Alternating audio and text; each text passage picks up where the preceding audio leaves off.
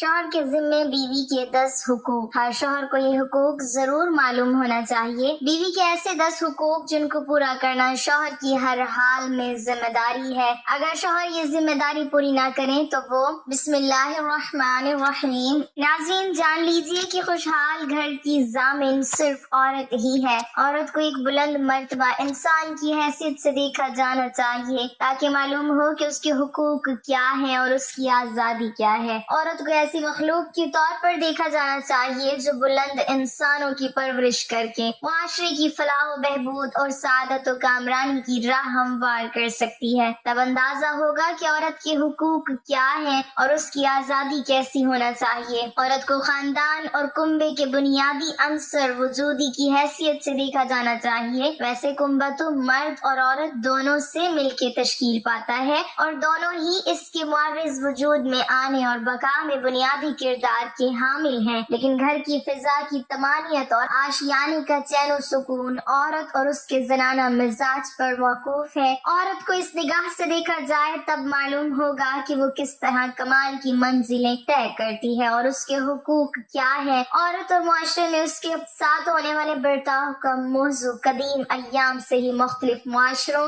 اور تہذیبوں میں زیر بحث رہا ہے۔ دنیا کی آدھی آبادی عورتوں پر مشتمل ہے۔ دنیا میں انسانی زندگی کا دار و مدار جتنا مردوں پر ہے اتنا عورتوں پر بھی، جبکہ فطری طور پر عورتیں خلقت کے انتہائی اہم امور سنبھال رہی ہے۔ خلقت کے بنیادی امور جیسے عمل، پیدائش اور تربیت اولاد عورتوں کے ہاتھ میں ہے۔ معلوم ہوا کہ عورتوں کا مسئلہ بہت ہی اہمیت کا حامل ہے اور قدیم زمانے سے ہی معاشروں میں مفکرین کی سطح پر اسی طرح مختلف قوموں کی رسوم و روایات اور عادات و اطوار میں اس پر توجہ دی جاتی رہی ہے۔ پوری تاریخ میں مختلف معاشروں میں عورتوں کے طبقے پر ظلم ہوا ہے۔ یہ انسان کی جہالت کا نتیجہ ہے۔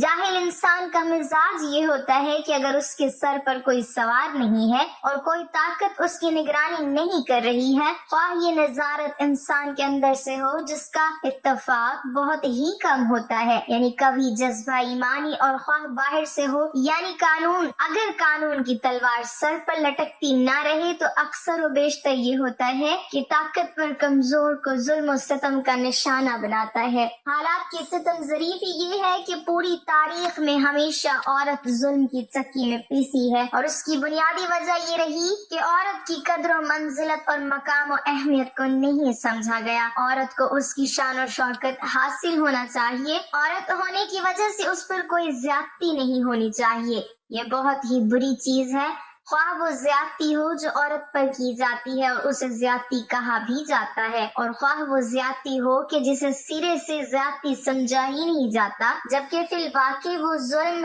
ہے، زیادتی ہے۔ مثلا یہی بننا، سنورنا، واہیات، میک اپ اور اسے استعمال کی چیز بنا دینا، یہ عورت پر بہت بڑا ظلم اور سراسر زیادتی ہے۔ شاید یہ کہنا غلط نہ ہوگا کہ یہ عورت کے حق میں سب سے بڑی ناانصافی ہے، کیونکہ یہ چیز اسے ارتقاء اور کمال کے تمام اہداف اور امنگوں سے غافل اور منحرف کر کے انتہائی بے وقت اور گھٹیا چیزوں میں مشغول کر دیتی ہے۔ انسان نے اپنے تمام تر دعووں کے باوجود، اپنے تمام تر پرخلوص اور ہمدردانہ مساعی کے باوجود، عورت کے سلسلے میں انجام دیے جانے والے علمی اور ثقافتی کاموں کے باوجود، منوز دونوں صنفوں بالخصوص صنف نازک کے بارے میں کوئی صحیح راستہ منتخب اور طے کرنے میں کامیابی حاصل نہیں کی۔ دوسرے لفظوں میں زیادہ روی، کج روی اور غلط نتائج نکالنے اور پھر اسی بنا پر زیادتی، ناانصافی، ذہنی امراض، خاندان سے متعلق مسائل، دونوں صنفوں کے روابط اور میل ملاپ سے متعلق مشکلات آج بھی انسانی معاشرے میں لا ینحل باقی ہیں۔ یعنی جس انسان نے مادی شعبوں میں، فلکیات کے میدان میں،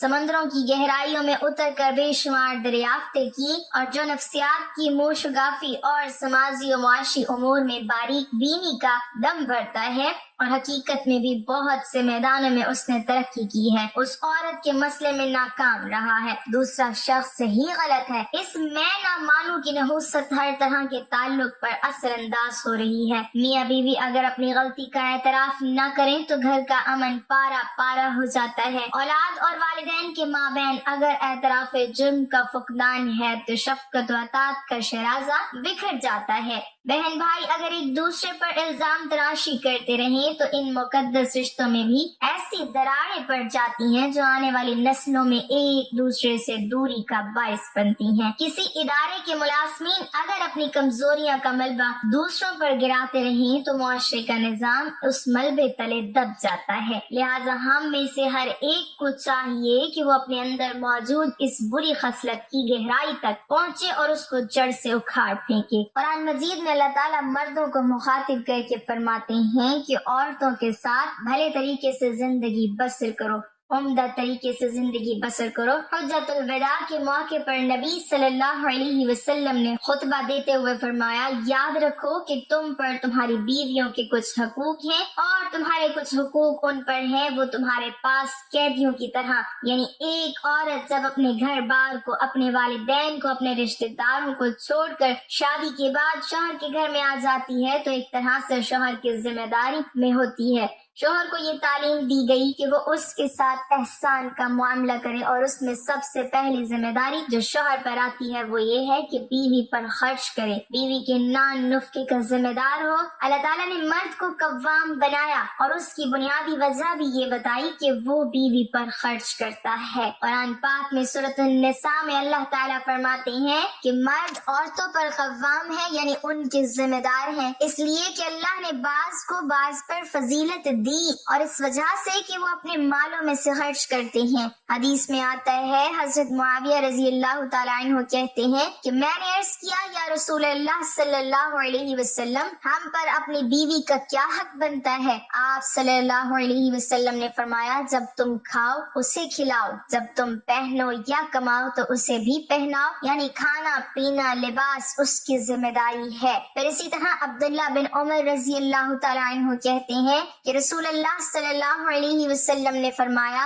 آدمی کو ہلاک کرنے کے لیے اتنا ہی گناہ کافی ہے کہ جس کا خرچ اس کے ذمہ ہے اسے خرچ نہ دے، یعنی اس کے بارے میں مرد سے پوچھ بھی ہوگی اور یہ اس کے لیے نقصان دہ ہے اگر وہ اپنے ذمہ داری کو پورا نہیں کرتا۔ ایک حدیث میں آتا ہے، حضرت معاذ رضی اللہ تعالیٰ عنہ سے روایت ہے کہ رسول اللہ صلی اللہ علیہ وسلم نے مجھے وصیت کی کہ اپنی استطاعت کے مطابق اپنے اہل و عیال پر خرچ کرو، یعنی جتنا تم کر سکتے ہو، ظاہر ہے اس کے پاس زیادہ ہوگا وہ زیادہ دے گا، اور جس کے پاس کم ہے وہ کم دے گا۔ حضرت عائشہ صدیقہ رضی اللہ تعالیٰ عنہ کہتی ہیں کہ نبی صلی اللہ علیہ وسلم نے فرمایا، تم میں سے بہترین شخص وہ ہے جو اپنے اہل و عیال کے لیے سب سے اچھا ہو، اور میں تم میں سب سے زیادہ اپنے اہل و عیال کے لیے اچھا ہوں۔ یعنی ایک انسان کے اخلاق کا معیار یہ نہیں کہ وہ باہر اپنے دوستوں کے ساتھ کیسا ہے یا لوگ اس کے بارے میں کیا کہتے ہیں، بلکہ اس کے بہترین ہونے کا اندازہ اس بات سے لگایا جائے گا کہ وہ اپنے گھر میں کیا کرتا ہے، اپنی بیوی کے ساتھ کیسا سلوک کرتا ہے، کیا بیوی اس کے اچھے اخلاق یا با اخلاق انسان ہونے کی گواہی دیتی ہے، یعنی اس کے اخلاق کی سب سے بڑی گواہی اس کے گھر سے ہوگی۔ تو اس لیے انسان کو کوشش کرتے ہوئے اور پوری توجہ کے ساتھ اس معاملے کو لینا ہوگا، اور اس کے لیے ظاہر ہے کہ اچھے اخلاق کا مظاہرہ کرنے کے لیے صبر و تحمل بھی چاہیے اور اپنے بعض جذبات کی قربانی بھی چاہیے۔ شوہر کے اوپر بیوی کی تعلیم و تربیت اور اس کے دین کی ذمہ داری بھی ہے، تو بہت سی کوتاہیاں بھی دوسری طرف سے سامنے آ سکتی ہیں، لیکن ان تمام معاملات کو حسن سلوک کے ساتھ انجام دینے کی تعلیم دی گئی ہے، اور اس کے لیے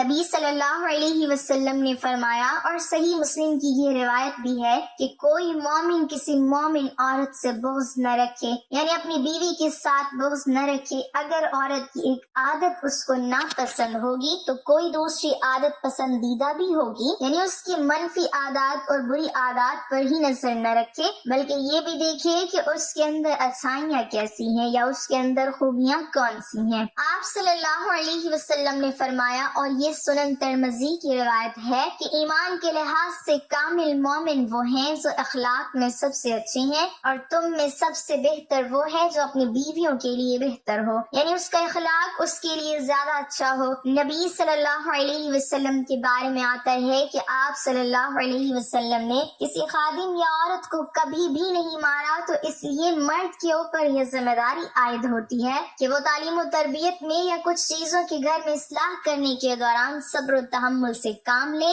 مار پٹائی سے نہیں، غصے سے نہیں، اور وہ ایک ہمدرد اور مہربان ساتھی کی طرح ہو جو کہ اس کے بہت سے کام کاج میں یا اس کی ذمہ داریوں में उसका मददगार भी हो। हजरत अस्वद से रिवायत है कि उन्होंने हजरत आयशा रजी अल्लाह तआला अन्हा से पूछा कि नबी सल्लल्लाहु अलैहि वसल्लम घर में क्या क्या करते थे, तो आप रजी अल्लाह तआला अन्हा ने बताया कि वो घर के काम काज में मदद किया करते थे, अपना कपड़ा खुद सी लेते थे, कभी झाड़ू भी लगा देते थे, यानी कि घर के काम में भी बीवी की मदद कर दिया करते थे। इसका ये मतलब नहीं कि अज़वाज मुताहरात कुछ किया नहीं करती थी, बल्कि आपस में मोहब्बत जाहिर करने के लिए एक ताल्लुक बनाने का एक बेहतरीन तरीका यही है कि जब कोई शख्स अकेला किसी काम में लगा हुआ हो तो दूसरा शख्स उसकी मदद करे, और नबी सल्लल्लाहु अलैहि वसल्लम ने इसकी बेहतरीन मिसाल कायम की है। नबी सल्लल्लाहु अलैहि वसल्लम ने फरमाया, हर वो भला काम जो तुम अपने घर वालों के साथ करो उन पर सदका है, यानी बीवी की काम काज में जो भी मदद है वो एक तरह से सवाब का काम है। जैसे कि नबी सल्लल्लाहु अलैहि वसल्लम अपने घर वालों की खिदमत में होते थे, लेकिन जब नमाज का वक्त आता था तो सब कुछ छोड़कर नमाज के लिए चले जाते थे। फिर इसी तरह आप सल्लल्लाहु अलैहि वसल्लम ने एक मौके पर फरमाया, जब आदमी अपनी बीवी को पानी पिलाता है तो उसे अज्र दिया जाता है। अरबाज बिन सारिया कहते हैं कि जब मैंने ये हदीस सुनी तो मैं उठा और उठकर अपनी बीवी को पानी पिलाया, और फिर उसे भी ये हदीस सुनाई कि नबी सल्लल्लाहु अलैहि वसल्लम ने ये बात बताई है। तो कैसी खूबसूरत तालीम थी कि जिससे उन खूबसूरत रिश्तों में आपस में मोहब्बत और प्यार पैदा होता है। इसी तरह आप सल्लल्लाहु अलैहि वसल्लम को जब घर में खाना पेश किया जाता था तो इसमें ऐब नहीं निकालते थे, अगर पसंद होता था तो खा लेते वरना छोड़ देते थे। आज हम देखें कि कितने ही घराने ऐसे हैं जिनमें लड़ाई झगड़ा खाने की मेज पे ही शुरू होता है और छोटी छोटी बातों पर एक दूसरे के साथ बदसलूकी की जाती है। फिर इसी तरह से ये है कि नबी सल्लल्लाहु अलैहि वसल्लम अपनी बीवियों की जायज फरमाइश भी पूरी कर दिया करते थे।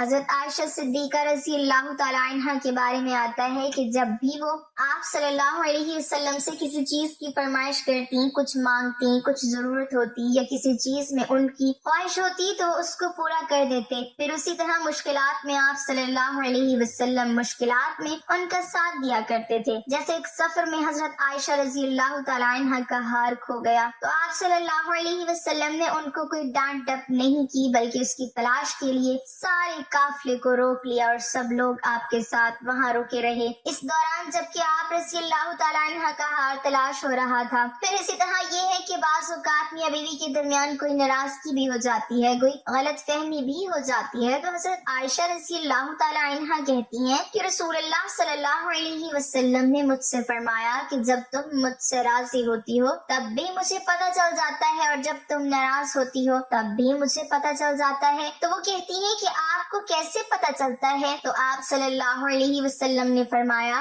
कि जब तुम मुझसे राजी होती हो तो मुझसे यूँ बात करती हो कि मोहम्मद के रब की कसम, और जब नाराज होती हो तो यूँ कहती हो कि इब्राहिम के रब की कसम। तो कहती है कि ए अल्लाह के रसूल, मैं सिर्फ आपका नाम लेना छोड़ती हूँ, मेरे दिल से आपकी मोहब्बत नहीं जाती। तो इससे आप अंदाजा कर सकते हैं कि नबी सल्लल्लाहु अलैहि वसल्लम का अपनी अज़वाज के साथ कैसा ताल्लुक था और उनकी आप सल्लल्लाहु अलैहि वसल्लम के साथ कैसी मोहब्बत थी। फिर एक चीज ये भी है कि बीवी के वालिदैन को शिकायत नहीं लगानी चाहिए, और अगर बीवी से कोई नाचाकी है या कोई नाराजगी है या किसी चीज में कोई कमी महसूस होती है तो हजरत उमर फारूक रज़ी अल्लाह तआला अन्हु कहते हैं कि एक दिन मैं कुछ सोच रहा था कि मेरी बीवी ने मुझसे कहा, बेहतर है कि अगर तुम इस मामले को फला फला की तरह करो। मैंने कहा, तुम्हारा इसमें क्या काम, मामला मुझसे मुताल्लिक है, तुम क्यों इसमें दखल दे रही हो? तो उन्होंने कहा, ए खत्ताब के बेटे, तुम्हारे इस तर्ज अमल पर मुझे हैरत है, तुम अपनी बातों का जवाब भी बर्दाश्त नहीं कर सकते। तुम्हारी बेटी हफ्सा तो रसूलुल्लाह सल्लल्लाहु अलैहि वसल्लम को भी जवाब दे देती है।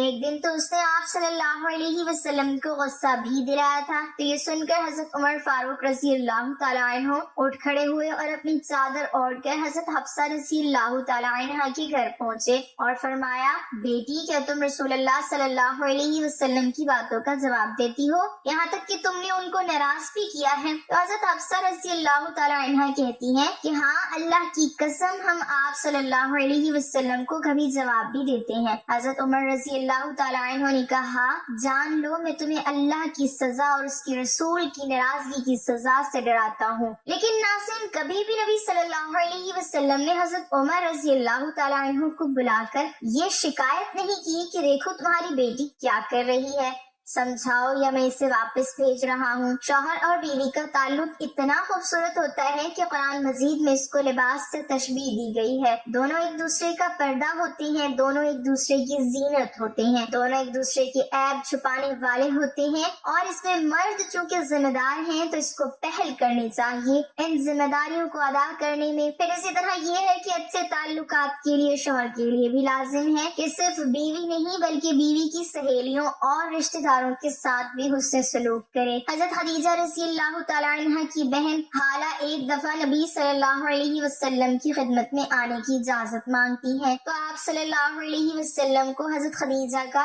इजाजत मांगना याद आ गया। तो उस वजह से आप सल्लल्लाहु अलैहि वसल्लम बहुत खुश हुए और कहा, या अल्लाह, ये तो हाला है। और इस पर हजरत आयशा सिद्दीका रज़ियल्लाहु ताला अन्हा कहती हैं कि मुझे बहुत रश्क आया कि किस तरह नबी सल्लल्लाहु अलैहि वसल्लम अपनी बीवी को याद करते हैं जो इतना अरसा पहले इंतकाल भी कर चुकी हैं।